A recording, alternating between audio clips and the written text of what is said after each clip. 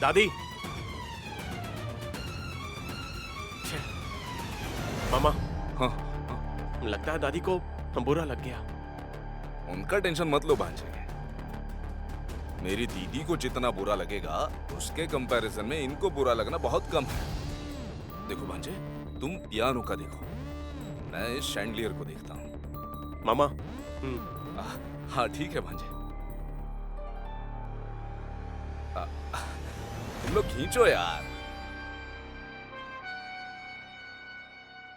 तुम ये देखकर झगड़ा करोगे ये मैं जानता था, इसीलिए जानबूझकर मैंने तुम्हारी आंखों के सामने से उतारा। अभी पियानो मंगवाकर तुम्हारा मर्डर का प्लान तुमने और इजी कर दिया। थैंक्स। अपनी मौत पर तुम खुद बैकग्राउंड म्यूजिक प्ले करके कीमती झूमर के कारण तुम्हारी कीमती जान चली जाएगी। मौत में भी तुम्हारा शाही अंदाज कम नहीं होगा। ओह कमाल है।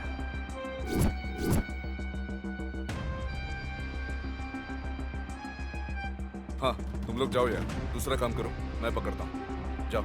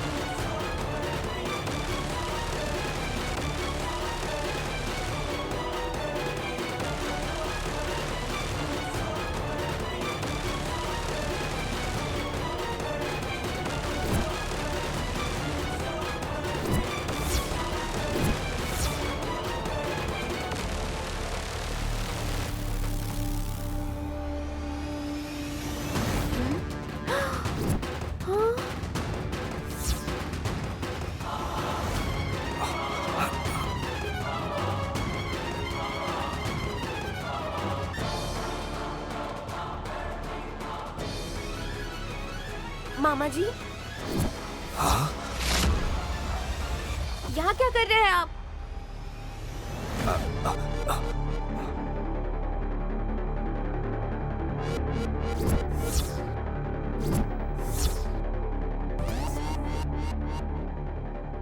मामा जी।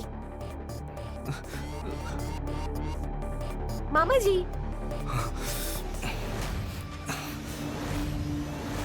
मामा जी। मेकअप लगाए इसलिए नहीं देख रहे हो क्या मुझे?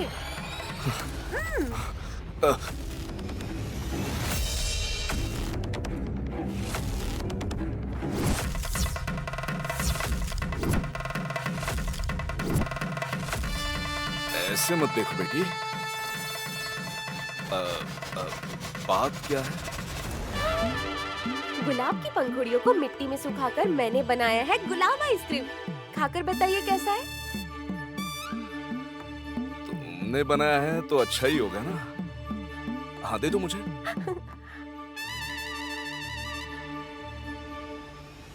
दूसरा हाथ आपने पीछे क्यों छुपाया है? दोनों हाथों से लेने के लिए ये क्या कोई प्रसाद है क्या?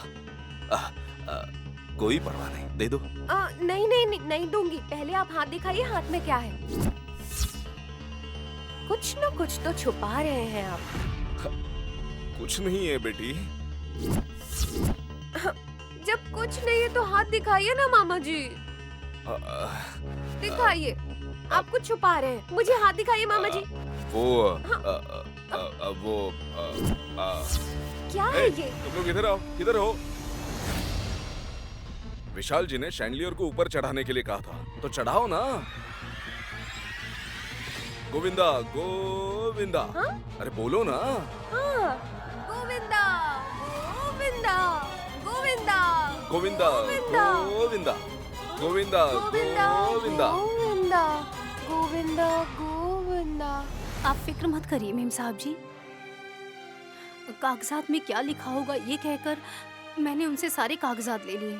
विशाल बाबू को बहुत गुस्सा आया। अंगूठा लगाने में तुम्हें क्या दिक्कत है ऐसा कह के मुझे डांट रहे थे। फिर जो भी मेरे मुंह में आया मैंने वो जवाब दे दिया उन्हें। पता नहीं उन्हें समझ आया कि नहीं। विदेश में पढ़ाई की है ना उन्होंने, तो इसलिए हमारे देश की पली बड़ी लड़की को समझ नहीं पा रहे हैं वो। पर मुझे यकीन है कि एक ना एक दिन वो जरूर समझ जाएंगे। मतलब तुमने फैसला कर लिया है कि तलाक नहीं लोगी? मेरे भविष्य का निर्णय लेने वाली मैं नहीं हूँ मीम साहब जी, वो है विशालाक्षी माँ। अंगूठा लगाने वाले इस अंगूठे के और साहब जी ने जिस छोटी उंगली को पकड़ा था, उसके बीच ब्रह्मा, विष्णु और महेश, ये 3 त्रिमूर्तियां हैं। सृष्टि रचने वाले, सृष्टि चलाने वाले, विनाश करने वाले, ये 3 भगवान ही तो हैं।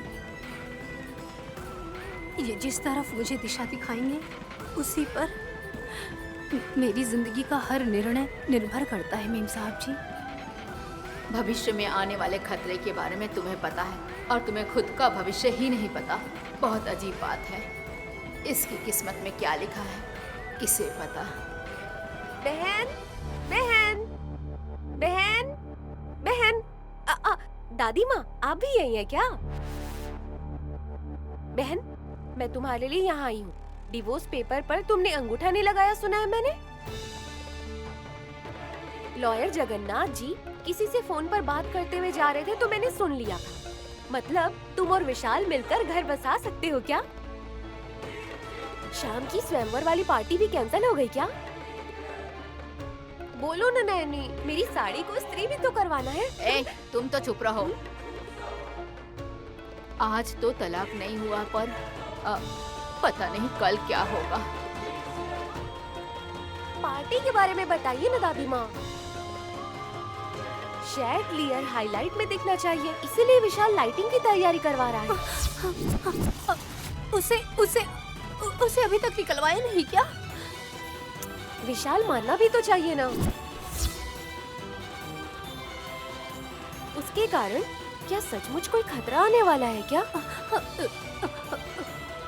उन्हें बाहर नहीं रहना चाहिए, नहीं रहना चाहिए। अरे बहन रुको, ये इतनी जल्दी में क्यों भाग गई दादी माँ? मुझे डर लग रहा है, पता नहीं क्या होगा। आराम से, वहाँ हाँ, वहाँ हाँ, लेकर ठीक है? हाँ, आ जा। हाँ, आराम से, संभल। भांजे, यहीं पर ना? हाँ मामा, यहीं पर। भांजे, एक बार देख लो।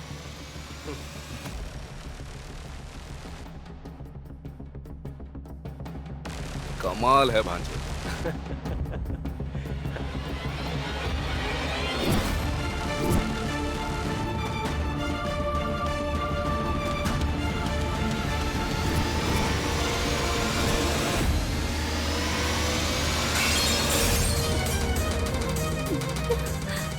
भांजे, तुम अपने हाथों से इसे ओपन करो।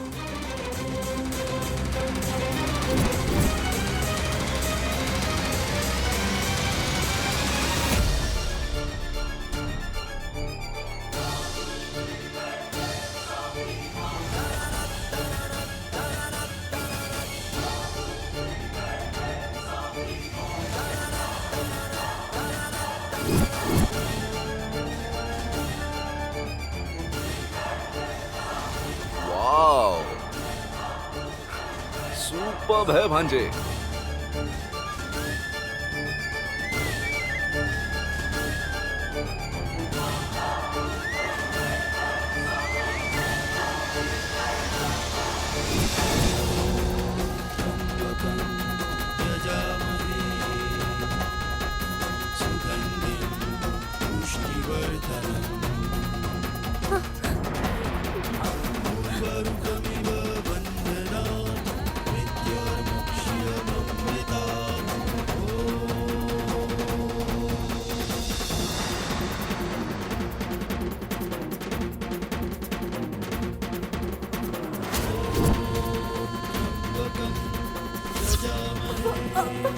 विशालाक्षी माँ, अगर ये नीचे गिर गया तो साहब जी की जान को खतरा हो सकता है। मैं कितना भी बोलूं, ये लोग मेरी बात ही नहीं सुन रहे। अब मैं क्या करूं?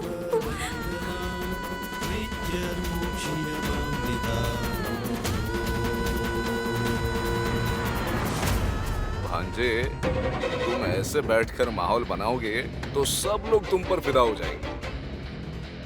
मैं जो कुछ भी करता हूँ सब माँ के लिए तो करता हूँ मामा।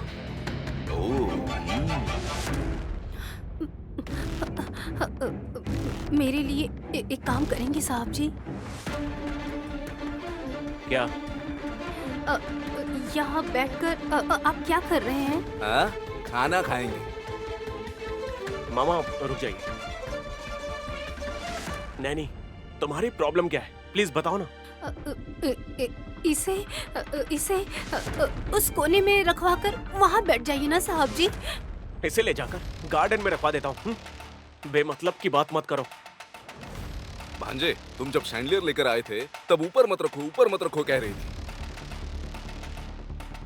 अब पियानो लेकर आए हैं तो नीचे मत रखो कह रही है। ये इसने क्या लगा रखा है भांजे? मेरी बात बस एक बार मान लीजिए ना साहब जी। Hey! उसके बाद पहले तुम यहाँ से जाओ। बात वो नहीं मैंने है कहा साहब ना जी। जाओ। जाओ जाओ। जाओ कहाँ ना, हमें फंक्शन के बहुत काम है। जाओ अभी। मामा भेजो इसे। भांजे तुम बैठो। तुम जाओ।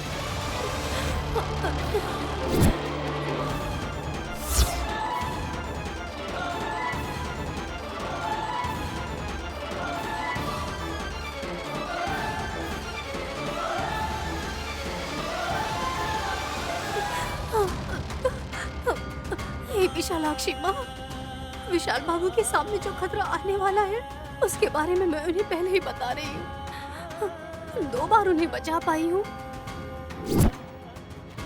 गायत्री माँ जी का मेल भगवान से हो गया है, फिर भी साहब जी के प्यार की वजह से किस पल कौन सी वजह से क्या हो जाए मुझे हमेशा आके बताती रहती हैं। होने वाला है ये पता होते हुए भी मैं किसी को सच नहीं बता पा रही हूँ। अगर बता दिया तो कोई मेरी बात का यकीन नहीं करेगा। मैं विशाल बाबू की भलाई के लिए ही बोल रही हूँ माँ। अगर मेरी बात गलत भी हो तो आप मान लेंगी तो क्या होगा? मैं अच्छे के लिए कर रही हूँ ये सब कुछ। कोई मेरी बात सुन ही नहीं रहा है। आजकल अच्छाई करने का जमाना नहीं रहा ना नैनी। अनदेखा करने पर कुछ भी हो सकता है मेम साहब जी। उनका तो ठीक है, पर तुम संभल कर रह रही हो। खुशी हुई। अब मैंने सुना तलाक के पेपर्स पर तुमने दस्तखत नहीं किए हैं। अभी इस बारे में क्यों बात कर रहे हैं मेम साहब जी? वहाँ बड़े कमरे में एक काला बक्सा रखा है ना मेम साहब जी। वो किस लिए रखा है? उसके ऊपर वहाँ साहब जी बैठे हैं। वो वहाँ क्यों बैठे हैं और वो क्या करेंगे?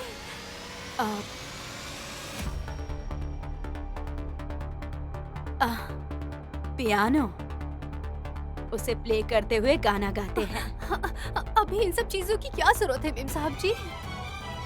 तुम्हारी सौतन लाने के लिए ये सब प्रोग्राम हो रहा है।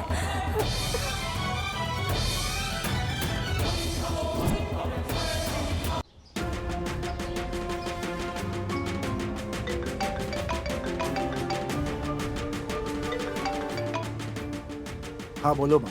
तुम कुछ बताओगे ये सोच के तुम्हें फोन किया और तुम मुझसे ही पूछ रहे हो। किस बारे में माँ? तुम्हें याद नहीं है क्या? नकली दुल्हन लाने के लिए गए थे, भूल गए? मिली क्या वो? शायद ग्रह हमारा साथ नहीं दे रहे हैं माँ। कोई मिल ही नहीं रहा है। 1-2 लोगों को बोल कर रखा है, कब जवाब देंगे पता नहीं। हमारे पास इतना समय नहीं है। तिलोत्मा अपने जिद पे बैठी है। पता नहीं विशाल कब क्या कर बैठे। वकील साहब घर पे आए थे। माँ, तलाक के पेपर्स पर नैनी ने दस्तखत कर दिया क्या? उसके भोलेपन ने आज उसे बचा लिया। पेपर्स में क्या लिखा है उसे पता नहीं, ये कहकर उसने अंगूठा लगाने से मना कर दिया, तो थोड़े समय के लिए तलाक टल गया है। कोई बात नहीं, इससे हमें थोड़ा समय मिल गया। पर तिलोत्मा जिद पे अड़ी है बेटा। शाम में उसने पार्टी रखी है और पार्टी की थीम रखी है स्वयंवर। सारे फ्रेंड को फोन करके कहा अपनी बेटियों को साथ लेकर आए। मतलब उसने शादी करवाने की कोशिश शुरू कर दी है। वहाँ रह के तुम परेशान मत हो, घर आ जाओ, मुझे भी थोड़ी हिम्मत मिलेगी। आ रहा हूँ माँ।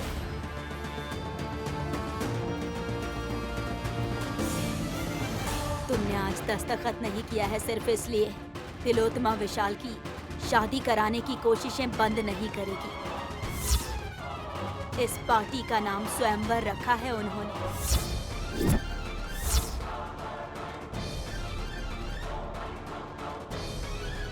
तुम्हारे पति का साथी कौन बनेगा, इसे अपनी आंखों से देखना कितने दुख की बात है ना। एक बार सोच कर देखो नैनी।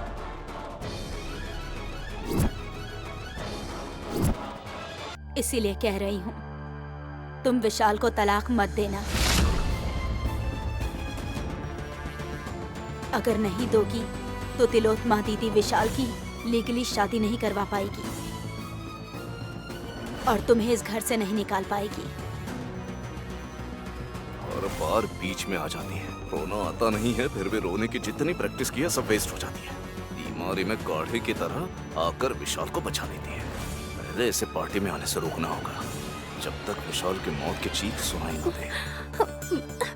मुझे इस घर में रहना ही होगा मेम साहब जी, नहीं तो बहुत मुश्किल आ जाएगी। जो मुश्किल आएगी उस बारे में अभी से सोचो नैनी।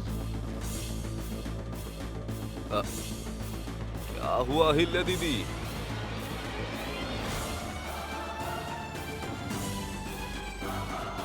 नौकरानी को काम बताने के बजाय लगता है पाठ पढ़ा रही है। किसी को सबक कैसे सिखाते हैं ये सिखा रही हूँ मैं। पहले पार्टी में कैसे बर्ताव करना चाहिए ये बताओ। गेस्ट्स आने वाले हैं, खास करके विशाल का हाथ थामने वाली वो खूबसूरत लड़की भी आ रही है।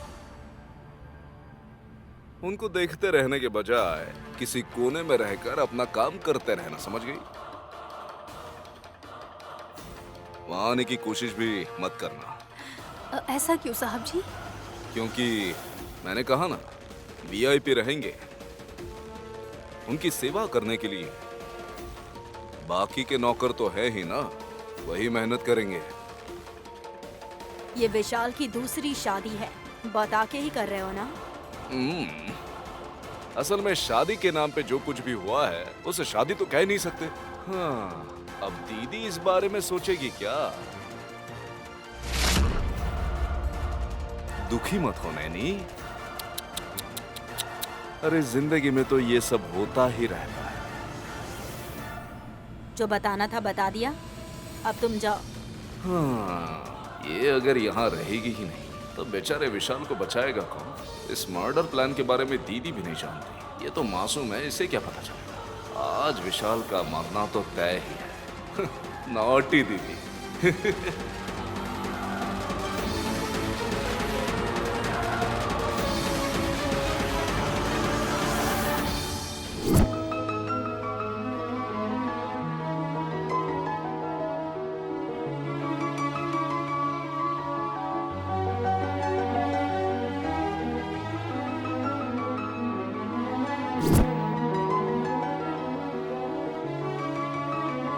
क्या हुआ माँ? मुझे पसंद है इसलिए झूमर गिफ्ट किया तुमने। जैसे मैं उसे गर्व से सिर उठाकर देखती हूँ, उसी तरह अगर तुम ये ड्रेस पहनकर पार्टी में आओगे तो उतना ही गर्व मुझे महसूस होगा। This is for you, this is my gift. वाह, थैंक यू माँ। ऐसा लगता है कि बस आप ही हैं जो मुझे समझती हैं। पता नहीं इतना बोलने के बाद भी क्यों नहीं समझ रहे हैं। इसमें इतना खतरा होगा तुम कैसे जानती हो, ये सवाल पूछ रहे हैं। आने वाले संकट का मुझे पहले पता चल जाता है, ये बताया तो भी कोई नहीं मानेगा। ऐसी बातें हमेशा जल्दबाजी में नहीं बतानी चाहिए। ये दादाजी ने ही नहीं बल्कि बड़े साहब जी ने भी मुझसे ये कहा था। बेटा विशाल, तुम्हारे पापा को अकाउंट में पड़े हुए पैसे देखकर खुशी मिलती है, पर बेटा पार्टी में कोट कौन सा पहनकर आया है इससे फर्क नहीं पड़ता। अब उनके बारे में बात ही क्यों करनी माँ? आप बेवजह अपसेट हो जाएंगी। हाँ बेटा, पार्टी में तो मुझे तुम्हें युवराज के तौर पर इंट्रोड्यूस करवाना है, तो तुम्हारे पापा की बात क्यों करें? मैं चाहती हूँ कि मेरा बेटा जो द मोस्ट एलिजिबल बैचलर है उसकी शादी हो जाए बस। मैं और बैचलर। नैनी के साथ ऑलरेडी मेरी शादी हो चुकी है। वो शादी आपको पसंद नहीं है, इसलिए आप मेरी दूसरी शादी करवाना चाहती हैं। साहब जी से शादी करने के लिए आने वाली लड़की कौन है? वो दिखने में अच्छी है या बुरी है, मुझे कोई दिलचस्पी नहीं है। अपने पति को कैसे बचाऊं, बस यही सोच रही हूँ। अगर मैं वहाँ रहकर भी सावधानी बरतना चाहूँ तो भी समझ नहीं आ रहा है कि वहाँ जाऊँ कैसे। परशुराम साहब जी ने मुझे मना किया है। आखिर इस बार वो मुझे उनसे दूर रहने के लिए क्यों कह रहे हैं, मुझे समझ नहीं आ रहा। हर बार की तरह वो मुझसे गुस्सा है या फिर कुछ और बात है। आपकी रक्षा कवच बनकर रहूंगी, उसके लिए मुझे चाहे कुछ भी करना पड़े, भले ही मेरी जान क्यों न चली जाए।